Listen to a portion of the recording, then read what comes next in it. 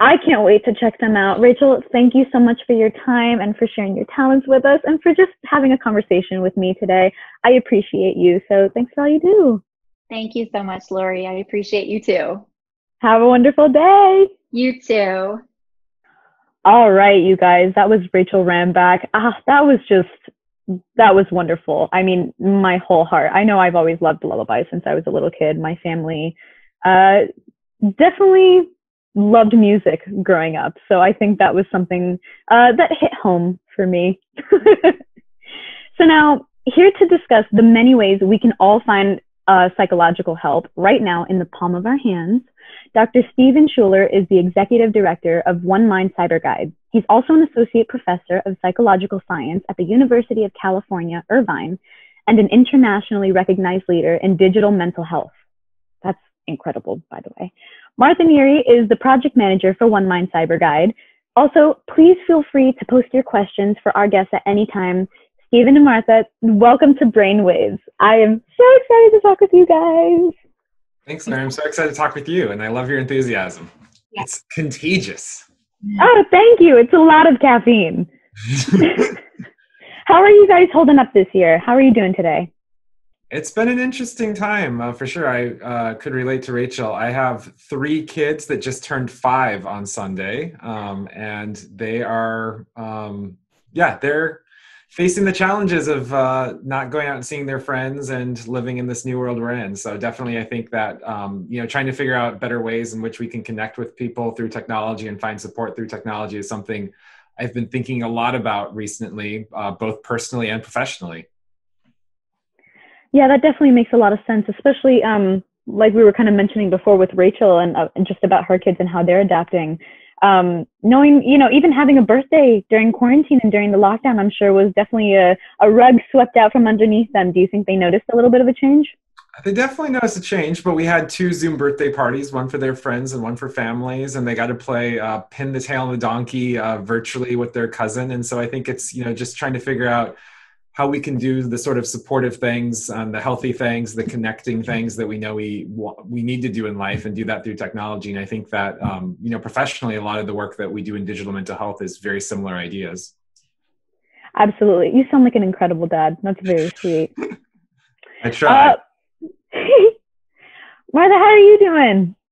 Good. I feel great after Rachel's beautiful performance. It put me in such a nice headspace for this, so I'm feeling great. And yeah, doing well, thank you. Feeling really lucky that by the nature of our work, everything we do, it's all related to technology and can thankfully be done remotely. So feeling very grateful to be able to continue the work that we're doing remotely and kind of, as much as possible, keeping business as usual over the last few months. Yeah, absolutely. I know I've definitely gotten a new appreciation for Zoom and Skype and all the things just because it keeps me connected to my friends. So I definitely feel you with that one. So now, Stephen, let me start with you. What does the mental health digital landscape look like right now, and why was there a need for One Mind to launch CyberGuide? Yeah, so One Mind CyberGuide has been around for about 6 years. And I think that when One Mind CyberGuide started, there was not a lot of stuff out there in the digital mental health landscape, and there was not a lot of stuff that was effective. And now we have quite a bit of stuff that's out there, and still not a lot of stuff that we know is really effective. And so the reason why One Mind CyberGuide was founded was be able to help provide consumers some help and support in terms of navigating the sort of huge variety of products that are out there that are being marketed towards them and available through the app stores, and trying to help people figure out which ones might be good choices or good options that might work for them. And the estimate that we usually use is that there's somewhere between 15 to 20,000 digital mental health products that are out there available to consumers. And it can be really hard to figure out exactly the question you posed earlier, is like, which one of these things might work for me and help me with the problems I'm facing. I feel like a lot of it is probably kind of trial and error too, and seeing which shoe fits the best, right? Yeah, we hear that a lot from people, that they tend to download a couple different apps or products and try them and see how they work. And I think that can be a really good perspective. And I think that's what I actually try to promote to people as well, is like, if you download one of these things and it doesn't work for you, don't give up, don't lose hope. That doesn't mean that you're hopeless and there's no help for you. That means that the thing that you tried is not the right one for you yet. And so I think One Mind CyberGuide can also help provide a little bit of that message, because it's not just that we have one product that's up there. We review multiple products and can help people kind of figure out what are some of the different ones that might work best for them. So I think really holding a message of hope and hopefulness is something that's really important in mental health generally, and specifically with digital mental health too. Wow, I'm Laurie Hernandez, and I approve this message. I mean, I definitely want to expand on that just a little bit and let people know, because I know mental health can feel like such a vulnerable place, and when something doesn't work out in that area, it feels quick to give it up and want to put a big wall in between it. And it's kind of us encouraging you today, if you're listening, keep trying, even if one didn't work out. There's one that could really, really be like a brain hug for you. The shoe may fit. So now, who can benefit most from CyberGuide? Because those coping with serious psychiatric challenges, or those just feeling not quite themselves, or even just all the above? Yeah, I think what we find in the research is that digital mental health products can help people with a variety of different challenges that they're facing. So individuals facing serious psychiatric challenges, or people who are experiencing more common mental health challenges like depression, anxiety, or even people who are facing mental health challenges that may not rise to the level of a psychiatric diagnosis. So levels of stress and, coping with sort of, very standard challenging situations that we all sort of deal with. I think the important thing to sort of note is that it's not the same products that are going to work for all those different people. And so trying to have a little bit of guidance of what are the products that are intended for different groups or for different challenges, I think is something that's important. And one thing that we do on One Mind CyberGuide is we do provide tags and some filters that might help people kind of find some products that might fit the conditions or the challenges that they're facing. So I think everyone can be helped, but again, it kind of depends based on what someone's dealing with, what product and what is going to be the best fit for them. Yeah, absolutely. And it's wonderful that there are so many resources for so many different causes. So I'm sure we're all very grateful for that. So now, switching gears a little bit, Martha, tell us how it works. What kind of rating and reviewing system do you use to evaluate the thousands of apps out there? Because that's a lot of apps.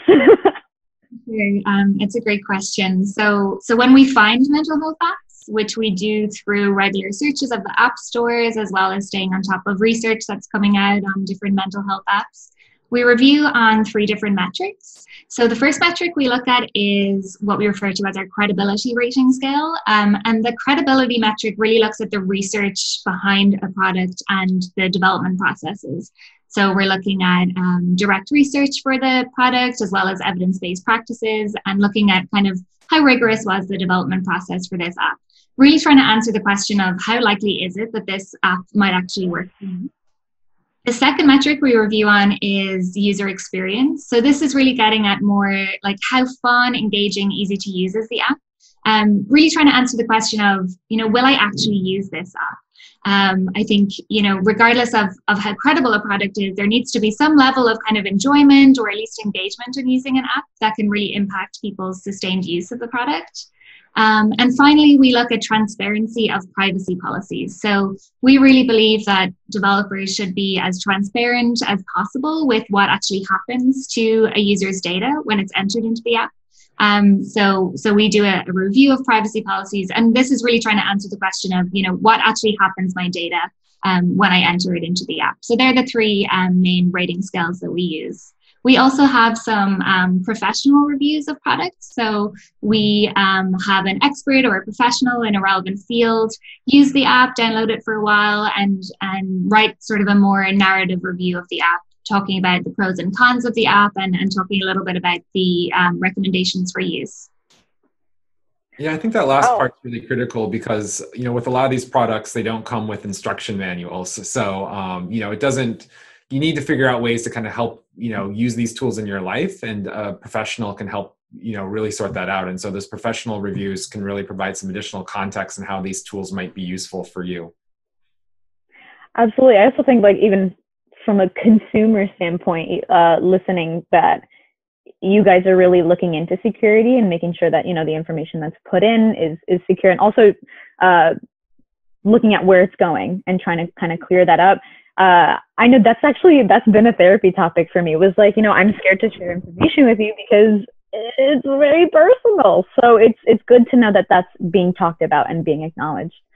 So now, what should users keep in mind when choosing which one is right for them? I know it's a very broad question, but a good one. And I think, first of all, I 100% agree with what Stephen said around kind of, just because one app doesn't work for you, don't give up. I truly believe that. Try to use, use that as a learning process. If the first app you download and try isn't necessarily for you, try a different one. The great thing is that with so many apps out there are a lot of free ones and ones that are free to download. So you can, you have the luxury a little bit of trying a couple and doing that kind of trial and error method, as you mentioned, Laurie. I think it's also important to remember that there's no, kind of following on from that, there's no one size fits all approach. And that's why we review on a number of different metrics. Different metrics are going to be important for different people. I mentioned this before, but for example, for me, I know that user experience is a really important factor for me. So if I open an app and it's kind of glitchy or it's difficult to navigate, or even if I don't love how it looks, I'm probably not going to use it long enough to actually reap the benefits from it. So I think, for me, I'm really focusing on user experience, but other things might be really important for other people. People might be more focused on the transparency, given the security concerns that you raised, and also credibility, of course, is such an important factor as well. So again, really no one size fits all approach, and there's a number of different kind of considerations to think about here. Yeah, if something has a typo, it's a deal breaker for Martha. She comes into my office sometimes like, can you believe they typed this in this app? It's like, yeah, okay, I get it, Martha. It needs to be perfect. Not everyone has to be quite as fussy as that, but yeah, I definitely pay a lot of attention to those things. Hey, that's good though. Attention to detail is a great thing. As long as it doesn't get in the way. I'm definitely, switching gears. Perfectionist myself, it can get in the way sometimes. So I feel you, but you're killing the game. And again, kind of as somebody who does look into apps, we appreciate it. So thank you guys, both of you, for what you do. Stephen, are tools such as apps intended to be supplemental for people who already see a therapist, or can they be used as the sole means of therapy by those who can't afford, or those who don't have access to traditional therapies? Yeah, it's a great question. And I think I'd like to start by saying that, apps are not meant to be a replacement for a person, for sure. That being said, there's lots of people, as you know, who don't have access to traditional therapies. In the United States, for example, 1 in 3 counties don't have a single licensed clinical psychologist. So there's lots of places where if you make a recommendation for someone to go to a therapist, they're just not going to be able to find one. They're not going to be able to get one. And so I think that a lot of times when people make the point about apps not being a replacement for a therapist, they're sort of noting that, there's this standard of care that's not really available to everybody. And so I think that, in some cases, we shouldn't think about these as apps versus therapists. We should think about these things as apps versus nothing. And a lot of evidence suggests that apps are better than nothing, and that they do provide reliably small benefits when used by themselves. We find that the biggest benefits, however, come from when they are used in conjunction or in supplement for another person. That can be a therapist, that can be a paraprofessional or non-professional. It doesn't necessarily have to be a therapist to get those sort of benefits we see in terms of use and effectiveness. But there is some really cool, useful stuff that these tools can do when they are used in supplement for a therapist. So it can take the lessons we learn in the therapy room out into our real world. If your therapist gives you a mindfulness exercise, you can then use your mindfulness app to practice those in the moment. If your therapist is having you track your mood to try to understand how your mood relates to other sort of triggers or challenges in your life, you can do that in the mood tracking app and bring it back into your therapy room. And I think for a lot of ways, and I practiced as a therapist for several years, I handed out lots of worksheets, and I will say that people, often didn't complete those. And I think some of it is just that, who carries around their book of papers to kind of track things throughout their day. But to kind of jot down a little note in your phone or to check in with that mindfulness app while you're on the bus, that stuff's actually really realistic and can happen. I think that's one of the cool ways in which these apps act as a great supplement to therapy to extend care outside of traditional places where we're getting it.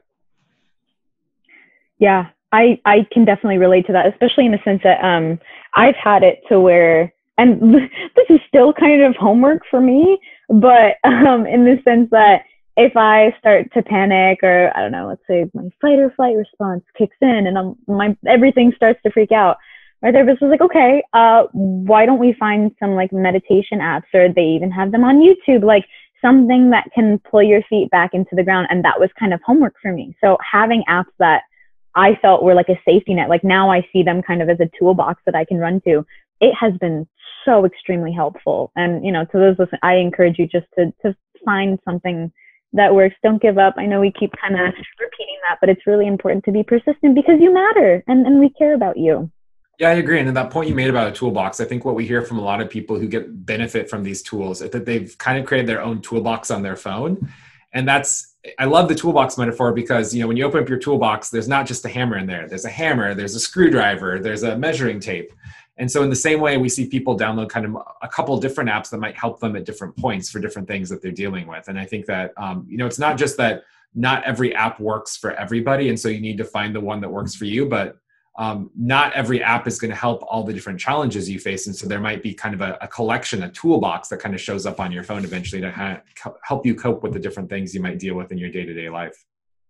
Yeah, absolutely. That's definitely a commonly heard metaphor I've gotten within the last couple of years of like, okay, let's crack it open. What's in your toolbox? I'm like, oh God. Yep. Oh, sorry. Did I interrupt? No. Okay. I'm on the page with you. Yeah. So now, Martha, is there currently a way to track the effectiveness of the products you review at CyberGuide? Yeah, that's a great question. So the credibility metric that I mentioned earlier, that's really the one that's looking at kind of the effectiveness and the research behind a particular app. So when we're doing that rating, we're looking at both direct and indirect research evidence and really trying to determine the effectiveness of the product. So when we're thinking about direct evidence, we're thinking about, you know, are there research studies on this specific app? Are there randomized control trials, for example? And we really see sort of randomized control trials or RCTs as kind of, you know, the gold star. If there is an RCT on an app, like that's fantastic. However, that's not always possible for every app out there. So we also are looking at indirect research evidence. So is this app based on evidence-based practices, for example? We also, so we regularly kind of re-review and update our scores as well, which I think is a really important point, factor in kind of tracking the effectiveness, as you mentioned. So for example, we just completed a really thorough re-review in the last few weeks of all of our apps on the site. Because it's really, given the nature of mental health apps and how fast they can change and also emerging evidence, it's not just one and done. You know, we can't just review something, put the score up there and then it's done forever. We really have to kind of stay on top of it and be revisiting the app and seeing if there have been updates within the app, and also tracking that emerging evidence. Just because there isn't an RCT today for an app doesn't mean that there won't be one in a year's time. So it's kind of a dynamic process of tracking the effectiveness of the different apps that we review. Wow, there's a lot that goes into it that I didn't realize. Oh my goodness, you guys got your hands full for sure. But thank you. When we have, so at this stage, I think we have like almost 200 apps reviewed on our app guide. So, you know, it's getting, it's every year our number is increasing that we need to stay on top of, but I think it's a really important process, and it's really important for us to make sure that the scores that we are putting out there for people to help people make informed decisions are as up to date as possible. That's amazing. So now here's a little check-in for those who are listening. We are talking about mental health, help in the palm of your hand, with Dr. Stephen Schueller, the Executive Director of One Mind CyberGuide, and Martha Neary, the Project Manager of One Mind CyberGuide. So now viewers, don't forget that you can post questions for our guests at any time. Also be sure to let us know in the comments what you think about mental health apps. Tell us what your favorites are or which you found to be the most helpful and why. If you know anyone who can benefit from the information provided by our guests today, please share this webcast with them. So now, Stephen, what does the future look like in a world of digital mental health? Because I definitely noticed within the last couple of years that social media has practically exploded. I mean, decades ago, you know, you whip out the newspaper and that's how you check the news. Now we all go on Twitter.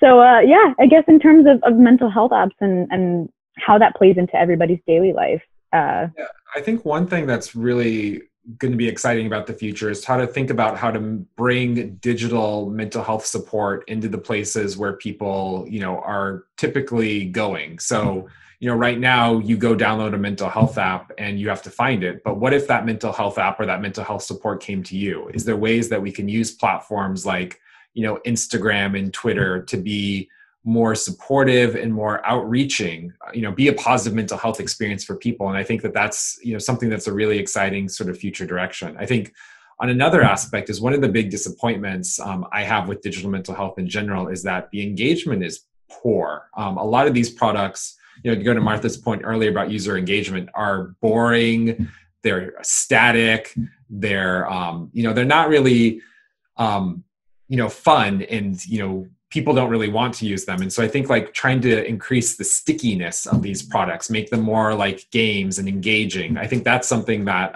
is really needs to kind of happen here so that we can combine the best clinical science we have from years of research with really engaging digital experiences that make people want to use these and to continue to use these. And so I think, you know, with some of the new advances in technology, I think we'll hopefully see really exciting things, chatbots and conversational agents, virtual reality and augmented reality. You know, my kids love to play this Pokemon Go game. And so how can we make, you know, how can we make things like that are kind of beneficial mental health experiences? And so I think that's really where I see the future going, is taking the science and taking the possibilities of technology and really bringing those together in really exciting new ways. I love that. And I love that it's such a hopeful point of view too for the future. I'm an optimist. Hey, we need more optimists in the world. So you're needed. Martha, how can employers best use CyberGuide to support a positive mental health environment for their workforce? Yeah, I think that's a really important piece to talk about, because we're really seeing an increased emphasis on mental health in the workplace at the moment, particularly during this pandemic. And I think a lot of people are really looking to digital supports for their mental health. And I really see two sort of main ways that employers can use CyberGuide or use other digital tools to support their workplace. The first would be just really directing employees towards CyberGuide or towards specific mental health apps that are out there and that are free for people to download. Not everyone knows that mental health apps actually exist. So, you know, I think by employers even just letting their employees know, hey, these things exist, and either here's a resource where you can find some, or here are maybe 10 apps or 5 apps that might be interesting choices. I think that's a really important, and even just by doing that, I feel like employers can really use that as a starting point for a conversation around mental health, and show their employees that, hey, you know, we're thinking about this and we want to provide some resources. And then the second way, I think, is sort of, you know, beyond just pointing their employees towards apps. Many apps and products that we review actually offer kind of corporate partnerships. So I think one of the most valuable CyberGuide resources for employers would be our recent Employer's Guide to Digital Mental Health Solutions, which we produced in collaboration with the Northeast Business Group on Health. And in this guide, we reviewed over 24 mental health platforms in detail. So there's a whole kind of table you can go to and learn about the different features of those platforms. The guide also includes advice on making a choice for your workplace, building your business case, and implementing a tool in your workplace. So I think that can be a really valuable tool for folks who are really interested in kind of going that step further and maybe incorporating something in a more integrated way into the workplace. And in the coming weeks, we'll be adding, that guide is publicly available, and in the coming weeks, we'll also be adding an employer-specific app guide to our website. So when employers actually come to CyberGuide, they can search specific corporate or employee-focused, workplace-focused apps and products. So I think that those are two really great ways that employers can get started. Wow. You know what's really neat? I know, and I've had this conversation with my mom before. She had once told me growing up that mental health was just not talked about in the house. Like, they just don't do it. it was just a taboo subject. You ignore it, like feelings don't exist. Woohoo! Not cool, you know, and then coming into, you know, me being her kid, growing up, feelings were encouraged. And then it was like, okay, come on, let's talk about it. And now we're able to talk about implementing mental health into the workplace. So it's nice to kind of look back and see the progress that we've made, you know, understanding that even just my parents, it wasn't that long ago where it was still very much so shut down and stigmatized to be talked about. And now we're able to bring it into our daily lives as it should be. But I'm glad that we can kind of watch it happen. Yeah, absolutely. So important to, you know, open up that conversation. I think as well with the pandemic, I mean, there are very few positives of the pandemic, but one at least maybe silver lining is that I do feel like conversations about mental health are becoming more commonplace with the pandemic. People are maybe in some places starting to feel a little bit more comfortable about saying, hey, you know, I'm actually really struggling with this, or I'm finding this really difficult.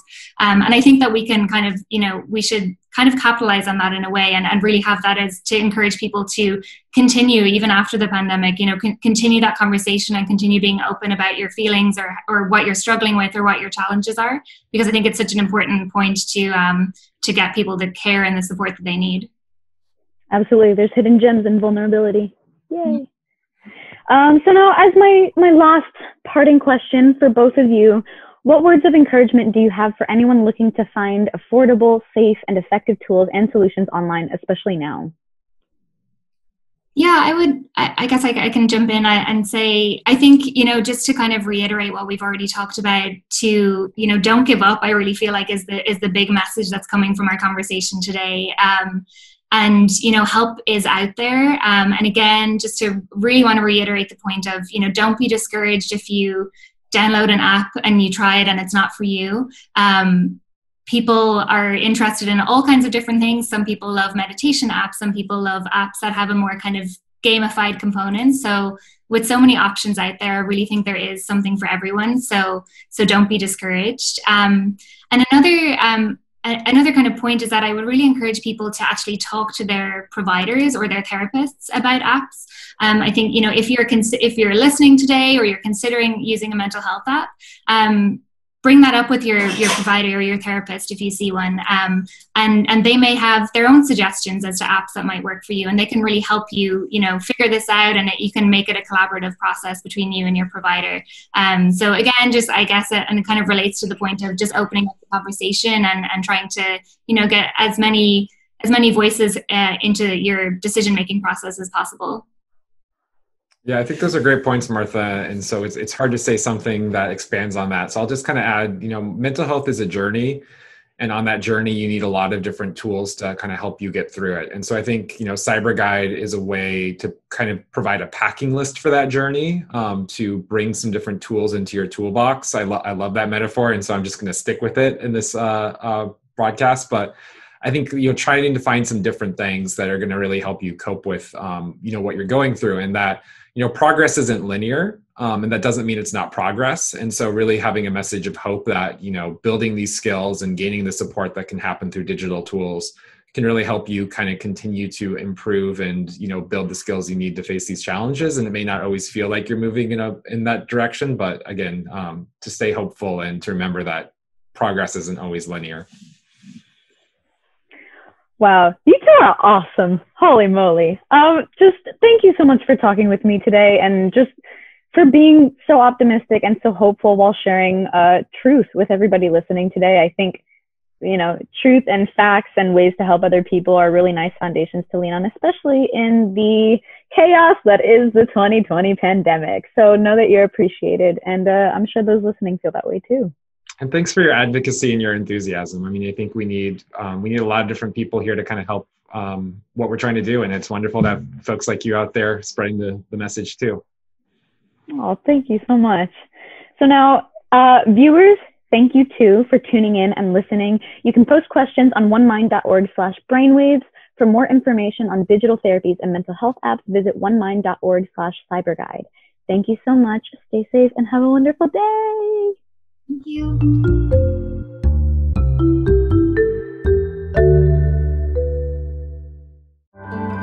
Most of the time, I just want to lay in bed. I don't want to talk to people. Mental illness is the world's leading cause of disability. And right now, our mental health is being put to the test. Who is leading the discoveries to provide quality mental health care from the lab to the front lines? We are One Mind, accelerating brain health for all. Help us fund new treatments at onemind.org.